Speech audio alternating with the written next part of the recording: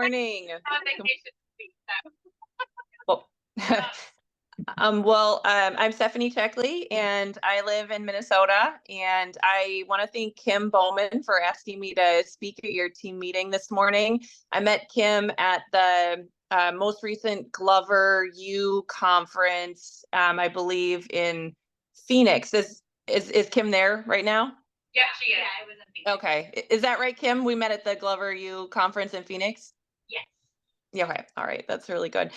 So she asked me to speak. I was asked to speak on stage at that conference in part because of the success that I've had with hybrid farming and the business results that I've had over the past few years that I've been in business. So I was asked to come and share with your group specifically about hybrid farming, and I'm going to do that. I'm going to really get into the details about what I'm doing, and I don't have any slides. I'm just going to talk to you, and I'm going to just tell you every detail of what I'm doing. And at the end, you can ask me any questions that you have. I'm going to tell you a little bit about myself first before I dive into hybrid farming. So I'm married. I have two small children. I have a 3-year-old and a 5-year-old. I serve Minnesota and Western Wisconsin. So if you guys know anybody who is thinking about making a move around Minnesota or Western Wisconsin, I would be very grateful for the opportunity to see if I'm the best fit to help them with that big move. I send out a lot of referrals as well. In the last year, I've sent out $2 million referrals to Georgia. One was for a $900,000 buyer who somebody on your team closed and did a great job. And then the other one was for a $1.5 million listing. So when you partner with me for referrals, I make it my mission to find a referral opportunity to send back to you. So that's enough of my plug for, considering me for Minnesota and Western Wisconsin. I started selling real estate in residential real estate in Minnesota not quite 3 years ago. I lived for most of I'm born and raised in Minnesota, and then I went away for college for undergraduate and grad school to the University of Arizona. And then from there, I moved to Sydney, Australia, and I lived in Sydney, Australia for 6 years.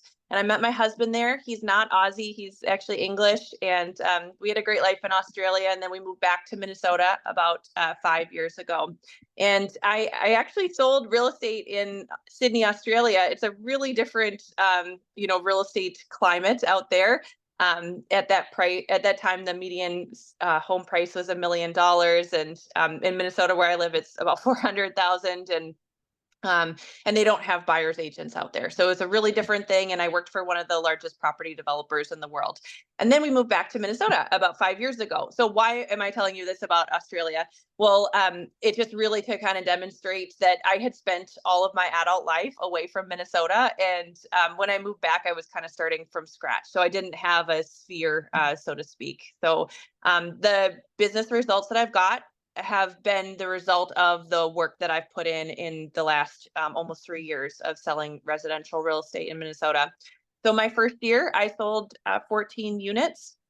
I was very disorganized. I didn't know how to spend my time appropriately. And I was on what I like to refer to as the real estate roller coaster, where I'd get a deal and then I would spend a lot of time and energy working on that deal. And then when we'd be getting closer to getting to closing, I would feel anxious because I didn't have very much in my pipeline after that. So it was like this, like that's what it looked like. And it was not a very fun place to be on.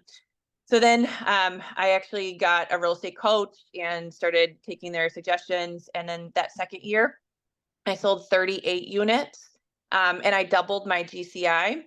And then this year is my third year, almost third year, and I'm tracking to sell 60 units and substantially increase my GCI from last year. So not quite double it, but very close to doubling it.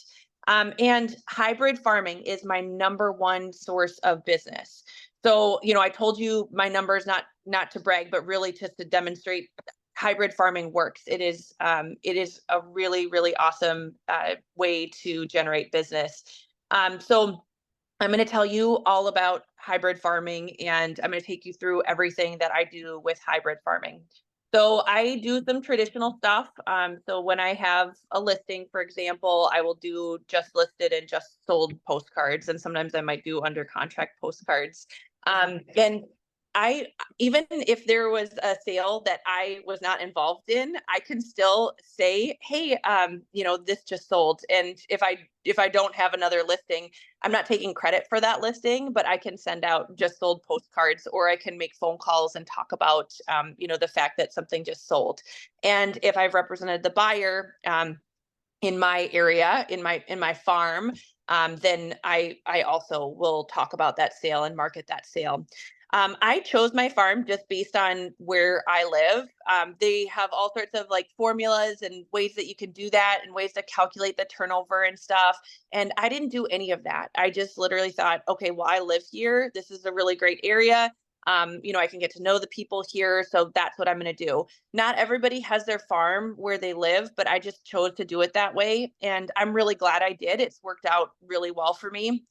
So that's, I did not have any scientific method for how I chose my farm. Just I live here and I can get to know the people here really well and just be a really constant presence in this area. So there are about 380 homes in my farm, and all I'm not equally present with all of those homes, because the homes in my direct neighborhood, I have a much stronger presence with. But there are 380 homes in my farm. So I every time I meet somebody in my farm, every time I meet somebody for the first time, if I like them and we have a good interaction, I will send them a handwritten card. And I have an assistant now, and so I have my assistant write that handwritten card. But I used to write those handwritten cards, and I try to send out a few cards a day. And I just try to be really heartfelt with it, and just tell them something that I enjoyed talking with them about, or something that we have in common, or and it's on I have my own cards, like where it has my information on it. It's not salesy or anything, but I do send them a handwritten card. Um, I'm extremely active in my farm and my community, and um, that suits me because that's how I would be anyway. So it's really, it's kind of a win-win that I chose to have my farm in my neighborhood, because I want to be involved in my community. So my community has a social association. So I joined the board for that a few years ago. And then I got really active in that association. I attend all of the board meetings, and there are different little committees within that association. And so I offered to head up, like a couple of those little committees. One of them is in February, and it's a snow tubing event. That would definitely not apply for you guys, but here in Minnesota, that's like a fun thing for us. So I get to I get tickets to go snow tubing on a like a little snow hill nearby, and then I get to offer them to all the families. It's as though I'm getting to make all these contacts and generate these relationships, but I don't have to pay for the snow tubing. So that's and then they're getting like my emails about the event and everything. But it's not strictly a Stephanie Checkley real estate event. I'm the head of the welcome committee. So every time a house sells in my farm, which most of the time I'm the one selling it now because of my efforts in the area, I also get to go and welcome them to the neighborhood, and get in contact or get their contact information and then stay in contact with them. I also sponsor a Kona ice truck at like an annual ski show that we have, water ski show, and and just have my presence there, and I'm wearing like a Stephanie Checkley real estate shirt, and just get to be like somebody who's giving back to the community. And we also have monthly like social clubs where we are, and everybody just brings like a drink and an appetizer to share. And I realize that not every community has this, but this would not be something that would be difficult to implement in a lot of communities. If your community doesn't have something like this, everybody just takes turns signing up to host, and then everybody just brings a drink for themselves and an appetizer to share. And it's fun, and I've gotten to know people that way. And I don't talk about real estate, but everybody wants to talk to me about real estate. and they can just see that I really enjoy being at those events and making those connections with people. So, through a lot of these things, I've gotten to know a lot of the people in my farm and gotten to build really good relationships with those people. And I should note, I have not lived in this area for a very long time. I mentioned that I lived in Australia for a lot of my adult life. And so it's not like, I've just been living here for a long time and gotten to know people. I've been really intentional about getting to know people in the short time that I've lived here. There are a lot of other real estate agents that live in my neighborhood, but not one of them, has sold a home here recently. But I have sold a lot of the homes here, and one really big part of hybrid farming for me is circle prospecting. And circle prospecting, you guys probably are familiar with that. It's calling around a certain area when there's a listing, or when you have some sort of key milestone with a listing, or if you've represented a buyer. So I circle prospect. And when I started doing that coaching with the Glover organization, the head of that organization, he told me, hey, if you make these circle prospecting phone calls every month, then if you do that monthly for 9 months, then after 9 months, you are going to be the neighborhood realtor and in that area. And I was like, wow, that sounds awesome. I really am going to do that. So I did. I made those phone calls every single month for 9 months. And over the last, year and a half, I've sold 75% of the homes that have sold in the neighborhood. And what happens is people, before a home even goes on the market, people are like, then their neighbors are the first ones to find out, and they're like, oh, you need to call Stephanie. And so I get these phone calls, and then what's happening as well is a lot of times I'm not having to compete with anybody else for that business. And what's happening is when I'm going in for those listing presentations, all of the comps that I'm showing them are my comps from listings that I sold, and that's really powerful to be able to do that.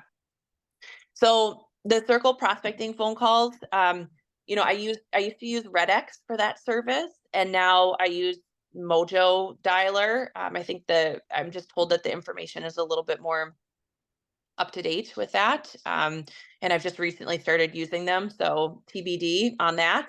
But I think just doing any kinds of phone calls is really good. Just this is a great form of lead gen, is calling around our farm. And I have a lot of different examples of gaining business from those circle prospecting phone calls. I'm going to just give you a couple of examples.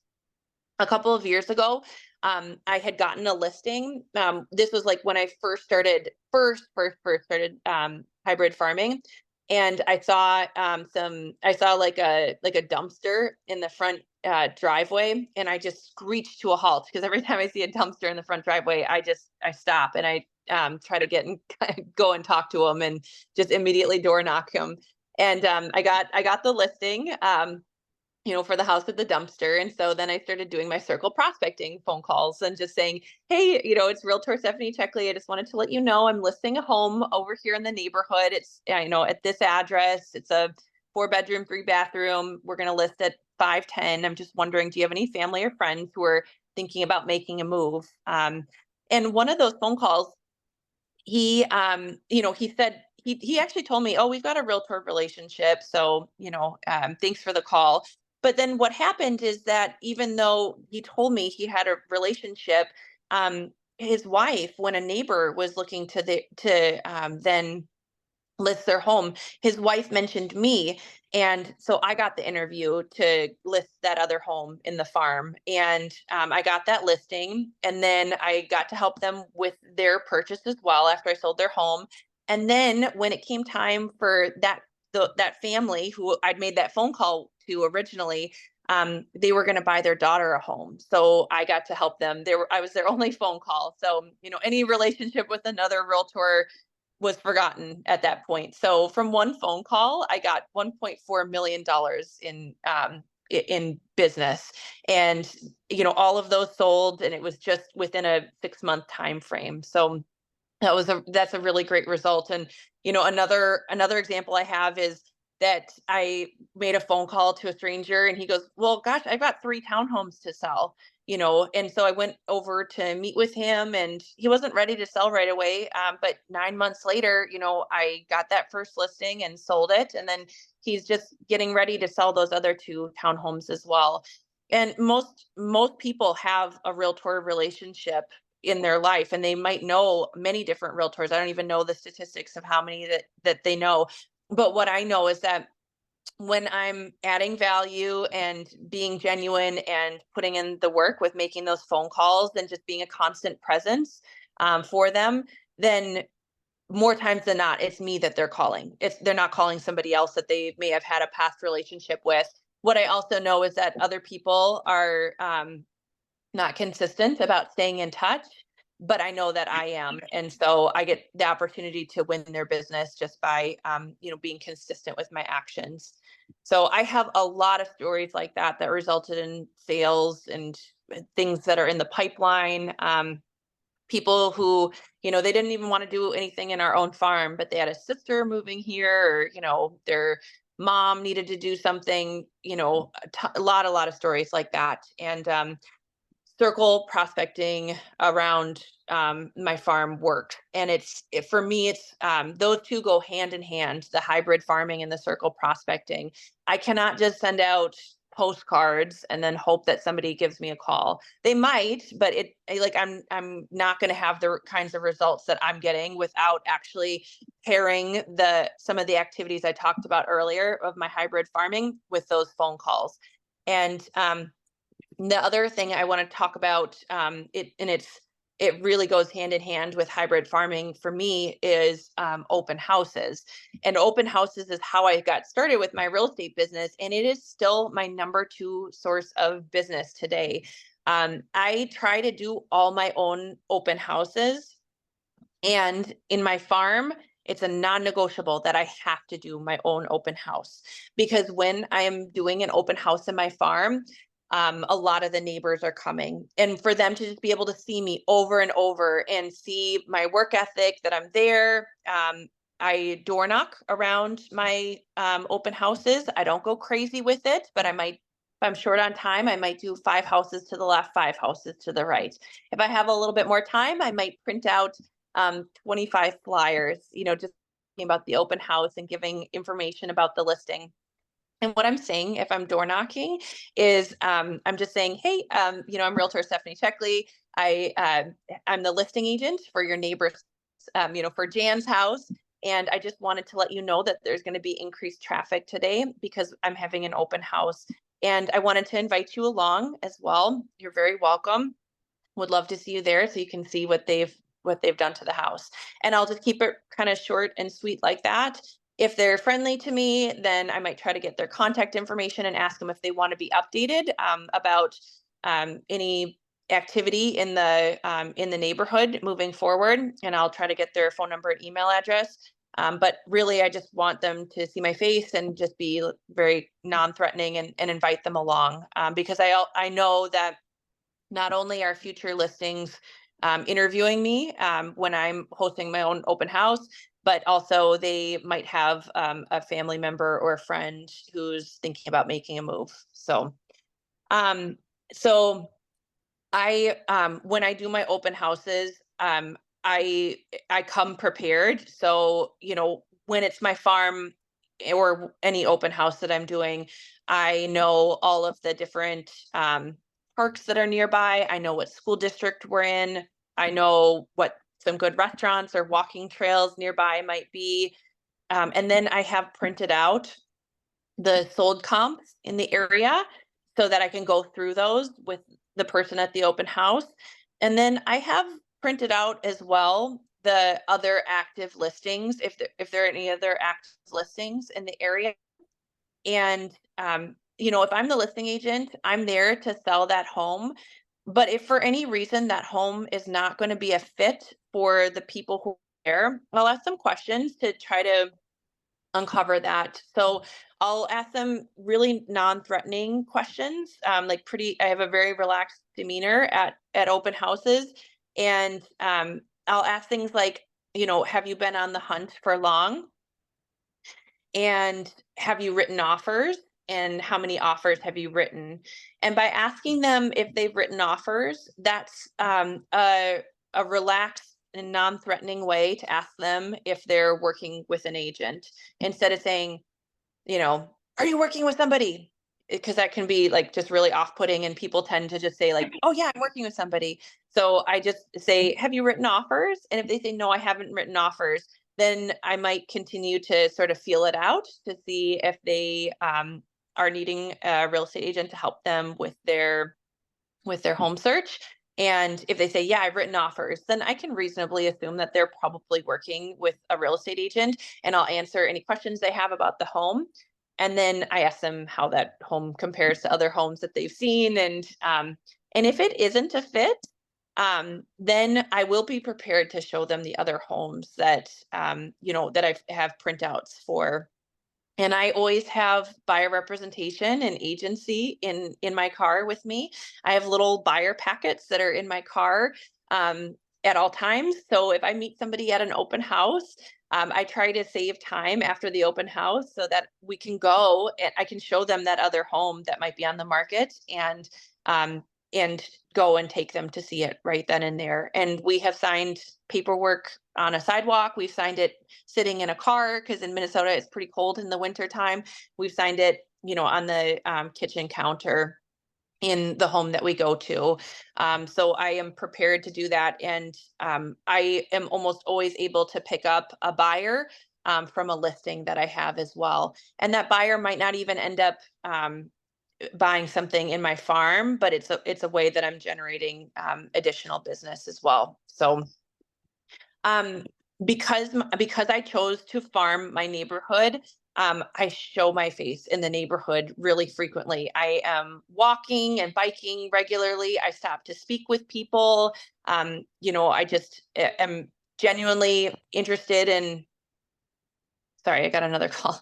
I'm just genuinely interested in what they're doing, and just kind of talking to them, and giving them updates about what I'm doing as well.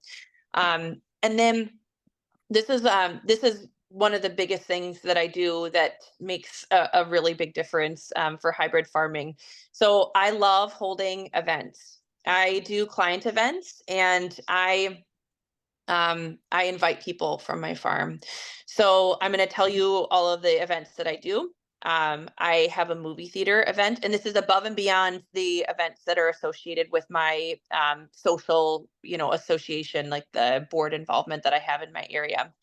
So I have a movie theater event in February. And not only do all my current and past clients and anyone who's referred me business and anyone in my pipeline get invited, but also anyone who's in my farm who's been friendly with me. So if somebody is friendly with me on those circle prospecting phone calls, then I just say, hey, would you like to get updates about what's going on in the neighborhood moving forward? And then I add them to my database, and I tag them with my farm area, so that I can kind of separate them off easily. So anyone in my farm who is friendly with me gets invited to my events, and it's a way to just remain top of mind with people and get to know people, and and just really get groups of people together. So I like I said, I have 380 houses in my farm, so not everybody is getting an invite to my events, but anyone who's nice to me gets invited. So, I have that movie theater event in February. So what I do for that is I rent out a movie theater, and I'm sure you guys have something different, or something similar, but on a different scale. I'm just a solo agent with an assistant. So I just on my own rent out a movie theater and try to pick out a movie that is going to be appropriate for a lot of people, which can be tricky, but anyway, I do my best. And it's nothing more cringy than if like some inappropriate scene comes on in front of all my clients and you know people. So but yeah, but I do my best. And um I invite as many people as possible. I tell them to bring a friend, and or to bring a family member. I tell them the more the merrier. And I invite them. I also partner with a charitable organization. So I partnered with a clothing drive, like a local community that does like clothing donations.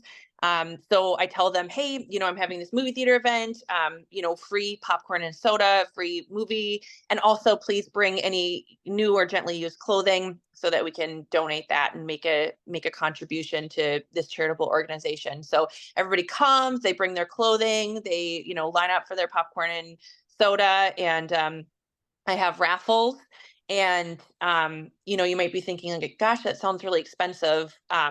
So let me tell you how much that cost me. I think it cost me $60 out of pocket for that entire event. And that was actually from the babysitter for my kids. And the reason that it only cost me $60 is because I try to have real loyalty. I try to get the right vendors on board and then show real loyalty to those vendors. And I every time I'm referring somebody to a vendor, I do not just give them their phone number. Oh, here, call this person. I make an email introduction or a text introduction. Hey, Mr. Lender, I want to introduce you to Diana and Joseph. They are going to be looking to buy a home in Woodbury, over the next month or so. I'm going to let you all connect from here, but hey, this lender does a really great job and is taking care of a lot of my clients. And then once they've seen all of these introductions coming through, this is not just my lender. This is my title company. I do all my closings with the same title company. This is my inspector. I give people the option of inspector. Like I give them two options, but I tell them, hey, this first inspector is who does most of my inspections. And the reason why is because not only do they do a very great job, both of these do, but they're available on nights and weekends. So, they've got a lot of flexibility for their schedule. So it's my inspector, it's my radon installation guy. I don't know if you guys have a radon in Georgia, but we've got a lot of radon in Minnesota. So my radon mitigation guy probably does like 10 to 15 installs for me a year. Who else is it? Those are the ones I can think of off the top of my head. But really, like, my mover. So my mover, I send all my moving referrals to one company. So I'm sending all of these referrals and I'm making introductions so that it's not just like coming out of nowhere, but the impact is there that it was me who sent it over.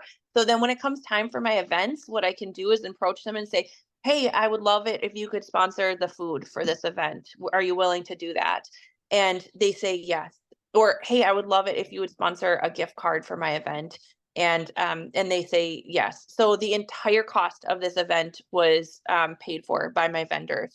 So I put a lot of time into planning it, but I get a ton of touches out of the event leading up to it and then afterwards as well. It's not even really about the event. It's more about like the touches to my database, which includes the people in my farm before and after the event. So I'm sending them out an actual invite. I'm sending them like a couple of email invites. I'm calling them to invite them. I'm texting them, the details of it. I'm texting them to remind them, and I'm calling them and texting them afterwards to thank them for coming. And um, in that raffle, I also have like, hey, do you know anybody else who might be thinking of buying or selling? And a lot of them say no, but then a lot of them say yes as well, that they do know somebody who's thinking about buying or selling. And then you better believe I'm calling and following up with them. Um, to say, hey, you mentioned that you know somebody who's buying or selling. Would you be so kind as to make an email or a text message introduction for me to that person? I don't say, hey, could you give them my number? Hey, could you give me a call? Because then my conversion rate goes down so much. Because if they're just giving them my number, then I'm like, life is really busy. It gets lost in the fray. I get so few phone calls when it's done that way. I'm training people to actually make a text or an email introduction with me. I don't want to be in a position where they go, yeah, I gave them your number, and then the person doesn't call, and then I'm following up every week. Hey, I haven't heard from them. Hey, I'll let you know when they call. I haven't heard from them yet.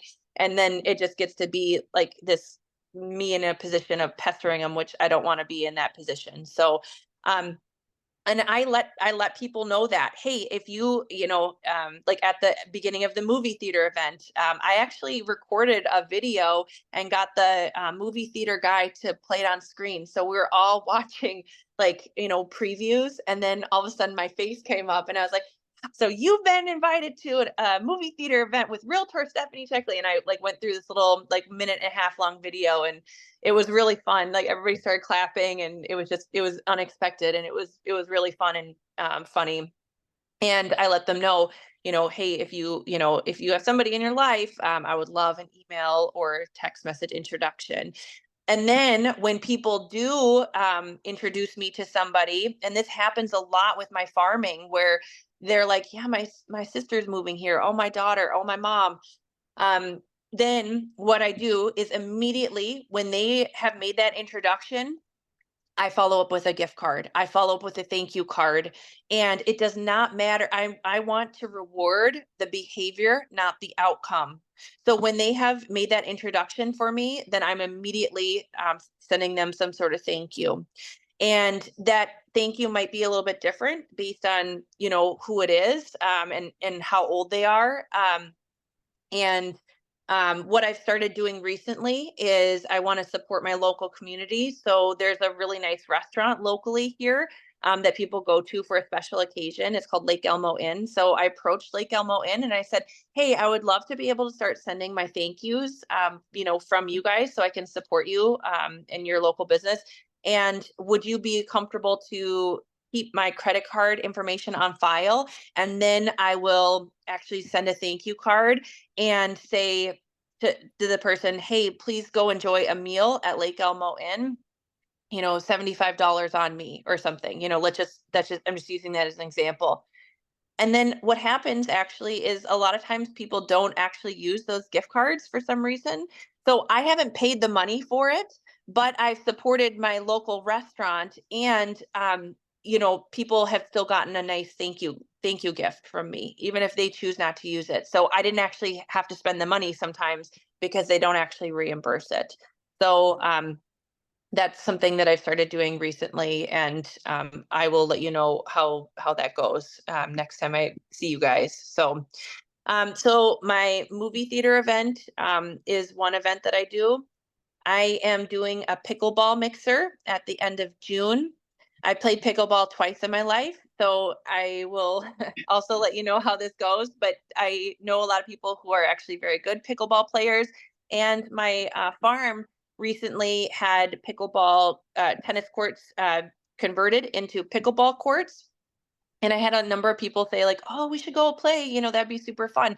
And enough people said that I thought, "Oh my gosh, that would be a great opportunity, for me to have an event."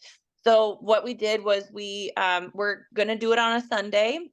We rented all 6 courts out from 1 o'clock to 5 o'clock, and we are going to try to pair people up by sort of their skill level. So if they're an expert, we're not going to pair them with somebody who's never played before, for example. And we will have people play for 12 minutes, and at the end of 12 minutes, whoever has won, they get that number of points, and then the people who didn't win, they also get that number of points, and we'll just keep score that way. I've also hired a food truck. A local family in my farm recently launched a food truck, so I hired that local family and to be the food truck. I'm going to buy a bunch of ice cream and popsicles and, I don't know, sweet treats and beverages. And the food truck has agreed to keep them frozen and keep them cold for me. And anybody who's not interested in pickleball, no problem. They can still come for the food truck. I negotiated an unlimited amount of food for those, that time. And so I'm literally going to invite my whole farm because my vendors have paid this money for the food. So I'm going to actually send out a mailer and invite the whole farm to this event. Not everybody gets to play pickleball, but there's the food truck, there's ice cream, there's the beverages, and then there's a really good park at that same area where the pickleball is. So people could come, just have a little bit of food. Their kids could play at the park, or they could just come for food and just stop by and watch people play pickleball. So I'm going to do that in late June. And then in the fall, I do a photography event. It's a apple orchard event. And I started doing this like my very first year selling real estate, and I felt really scared to put on an event. Honestly, I was like, "Oh my gosh, is anyone even going to come?" Like, I don't even have that many clients, but I just did it anyway. I just did it scared, and I just invited people, and I hired a photographer, and people could sign up for 15-minute mini sessions with a photographer, and it was at an apple orchard, so they could also come and pick apples. I gave them little vouchers for food. I bought apple cider and apple donuts. There were like goats and a playground there. They could pick apples. And then they signed up for their little mini session. I had raffles there as well, so that I could get people's contact information. People walked up during the event and were like, "Oh, I want to move. Like, can I come in your raffle?" And so it was really really great. And I want to tell you, I got four deals out of that very first one, that very first event. And I invited people from my farm who were nice to me. And then I, invited past clients, and I didn't even have that many past clients at that point. So then I also just invited like people I knew, and, people I knew, like, that was a really great thing to do, especially for my first one, because there were people who were like, "Oh no, I don't know anyone who's buying or selling." And then the next week they would say, "Actually, my mom and dad are, I thought they had a realtor, but they're talking about selling their house, and they told me they don't have one. So do you want to go interview for that?"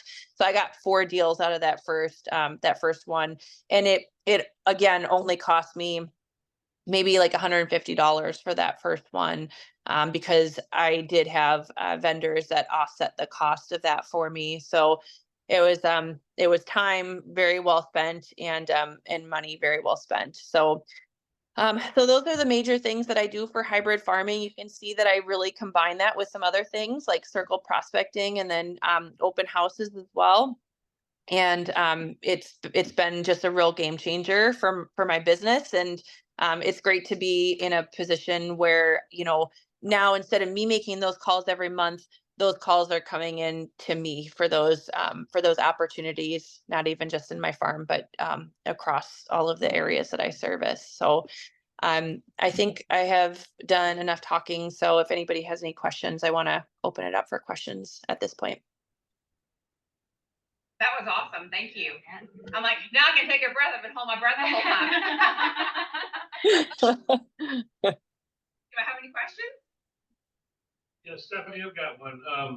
You mentioned that you do circle prospecting around your when you're doing your mailers, and you got 380. How often do you do your mailers?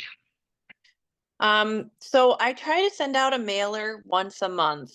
And if I have a listing or I've represented a buyer in the area, then that's the focus of my mailer. And I also try to do a quarterly update for the area. So these are the houses that are active on the market. These are the ones that are pending. These are the ones that have sold, and here's how much they sold for. So sometimes there might not be there might be like four or five, sometimes there might be six on that quarterly update. And then I'm required in Minnesota to put who the listing was courtesy of. So a lot of times the majority of it is actually my listing. So I put that underneath it. But if it's somebody else's listing, of course I give them credit for it. And also it's required. And then sometimes I don't just want only business things to go out. So I have sent out like kind of golden letters, like my spin on a golden letter, which is, "Hey, I had this listing," or, "Hey, there was this listing in the neighborhood, and we got 5 offers, or we got 7 offers, we got 3 offers. Hey, I had 150 people come to the open house. There are a lot of buyers looking, but there were these buyers that it wasn't the right fit for them. And I'm wondering, do you know anyone who might be thinking about making a move that I could call to talk to see if it might be a good fit for these buyers?" And I have gotten listings from sending out a letter like that. But I also want to send out like what's called infotainment mailers as well. And that might look like, uh, hey, it's, 4th of July is coming up. Here are the best 3 places to see fireworks in Lake Elmo, and then I'll just list them off. Or, you know, yeah, something like that, some sort of infotainment, where I'm providing value, but it's not just about real estate, because I don't want people to think like that I'm just about real estate. I want to be very top of mind as a real estate agent, but I like to have a good mix of, not just business stuff, but other things that are adding value as well.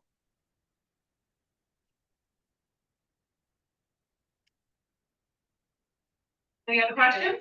Everyone's like super quiet. Yeah. Go I ahead. noticed that you have a lot of your vendors covering it. Is there anything that you have found that you're doing that maybe the vendors aren't supporting, or is everything that you're doing vendor supported?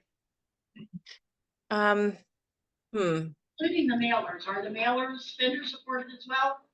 No, I pay for my own mailers. I've never thought to ask the vendors to help contribute to the cost of the mailers.